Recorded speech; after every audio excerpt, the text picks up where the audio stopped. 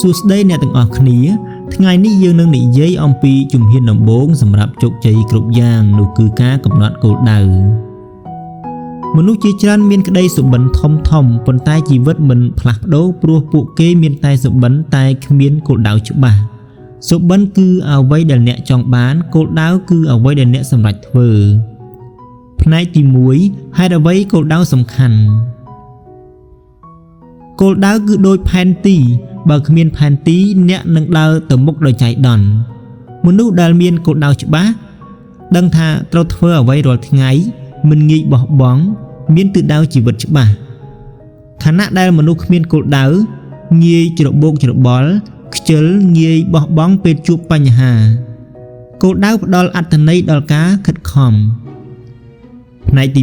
2មូលហេតុដែលមនុស្សមិនកំណត់គោលដៅមនុស្សជាច្រើនមិនកំណត់គោលដៅព្រោះទី1ខ្លាចបរាជ័យពួកគេគិតថាបើកំណត់គោលដៅហើយមិនបានសម្រេចនឹងអស់កម្លាំងចិត្តទី2មិនដឹងថាចង់បានអ្វីពេលគ្មានសមត្ថភាពឬក៏ការគិតច្បាស់ក្នុងចិត្តគោលដៅក៏មិនច្បាស់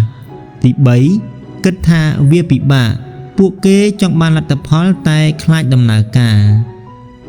ផ្នែកទី3របៀបកំណត់ឲ្យមានប្រសិទ្ធភាពជំហានទី1សរសេរគោលដៅកុំទុកគោលដៅត្រឹមតែគំនិតសរសេរវាចេញលើក្រដាសឬក្នុងទូរស័ព្ទការសរសេរស្មើនឹងការបញ្ជាក់ខួរក្បាលថាវាសំខាន់ជំហាន2ឲ្យច្បាស់លាស់គោលដៅមិនត្រូវស្រពេចស្រពិលភាពច្បាស់ធ្វើឲ្យខួរក្បាលដឹងថាត្រូវធ្វើអ្វីជំហានទី3បំបែកជាជំហានតូចគោលដៅធំអាចធ្វើឲ្យអ្នកភ័យដូច្នេះអ្នកត្រូវបំបែកវាគោលដៅធំនាំឲ្យជំហានតូចនាំឲ្យធ្វើការងារប្រចាំថ្ងៃឧទាហរណ៍ចង់និយាយភាសាអង់គ្លេសល្អរៀនពាក្យ10ពាក្យក្នុងមួយថ្ងៃនិយាយ5នាទីក្នុងមួយថ្ងៃជំហានទី4កំណត់ពេលវេលាគោលដៅដែលអ្នកគ្មានថ្ងៃកំណត់គឺត្រឹមតែបំណងប្រាថ្នាពេលមានការកំណត់អ្នកនឹងមានការបដិញ្ញាចិត្តជំហានទី5តាមដានវឌ្ឍនភាពរាល់សប្តាហ៍សួរខ្លួនឯងតើខ្ញុំកំពុងទៅជិតគោលដៅទេតើត្រូវកែអ្វីការតាមដានធ្វើឲ្យអ្នកមិនវង្វេងផ្លូវផ្នែកទី4ចិត្តគំនិតអ្នកសម្រេចគោលដៅមនុស្សជោគជ័យមានចិត្តគំនិតខុសពីមនុស្សធម្មតាពួកគេផ្ដោតលើដំណើរមិនមែនតែលទ្ធផលពួកគេមើលបរាជ័យជាមេរៀនពួកគេមិនរងចាំអារម្មណ៍ពួកគេធ្វើសកម្មភាពតូចរាល់ថ្ងៃស្មើនឹងលទ្ធផលធំថ្ងៃក្រោយផ្នែកទី5កំហុសធំបំផុតពេលកំណត់គោលដៅកំណត់ច្រើនពេកក្នុងពេលតែមួយចម្លងគោលដៅអ្នកដទៃមិនមានផែនការបោះបង់ពេលលំបាកចងចាំគោលដៅត្រូវតែជារបស់អ្នកមិនមែនរបស់សង្គមផ្នែកទី6រូបមន្តគោលដៅជោគជ័យ